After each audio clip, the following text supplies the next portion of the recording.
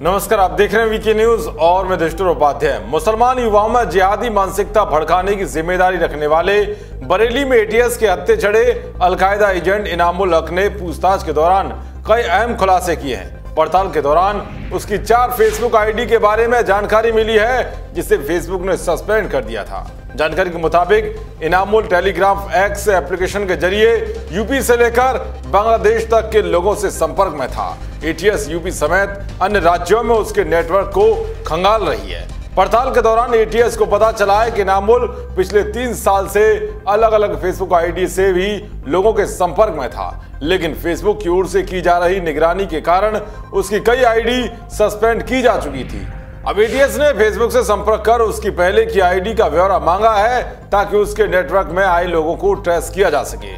वही टेलीग्राम के जिस एडवांस वर्जन टेलीग्राम एक्स के जरिए वो लोगों के संपर्क में था, उसे ट्रेस करना एटीएस के लिए मुश्किल हो रहा है, क्योंकि ये मोबाइल नंबर से नहीं बल्कि अलग अलग नाम से आईडी बनाई गई है। इसके अलावा उसके फोन से हिंदूवादी नेता कमलेश तिवारी की भी फोटो मिली है।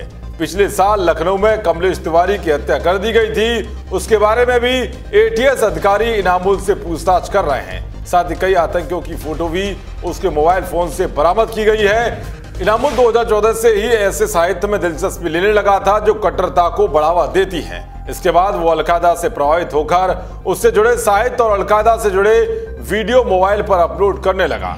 बरेली शहर से उठाए गए इनामुल हक से लखनऊ में एटीएस की पूछताछ में लगातार चौंकाने वाले खुलासे हो रहे हैं। दावा किया गया है कि इनामुल हक अलकायदा के संगठन अंसार गजबत उल हिंद की खुराफाती सोच से प्रभावित शख्स है और इस जिहादी संगठन के लिए बतौर स्लीपिंग मॉड्यूल्स काम कर रहा था। वो आतंकी प्रशिक्षण लेने के लिए जल्द ही पीओके जाने वाला था। इनामुल किसी बड़ी घटना को अंजाम देने का मौका तलाश रहा था, लेकिन उसके पास वो सामान नहीं थे जिनसे घटना को अंजाम दिया जा सके।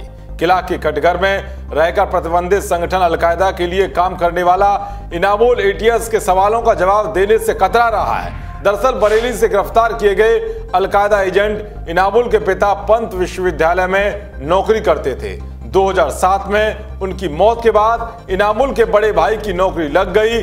2014 में इनामुल पर मुकदमा दर्ज होने के बाद जब वो जेल से छूटा तो परिजनों ने उससे नाता तोड़ दिया था। इसके बाद वो बरेली चला गया। बीते दिनों अलकायदा गतिविधियों के चलते उसकी गिरफ्तारी के बाद से ही पूछताछ के दौरान कई अहम खुलासे हो रहे हैं। अब सवाल यह है कि जिहादी मानसिकता वाले लोग देश का ही खाते हैं और देश के ही खिलाफ साजिश क्यों रचते हैं, और ऐसे लोगों के बचाव में लिबरल गैंग कुतर्कों का लेप क्यों लगाता है। देश और दुनिया की तमाम खबरों को पाने के लिए देखते रहिए वीके न्यूज। जय हिंद, जय भारत।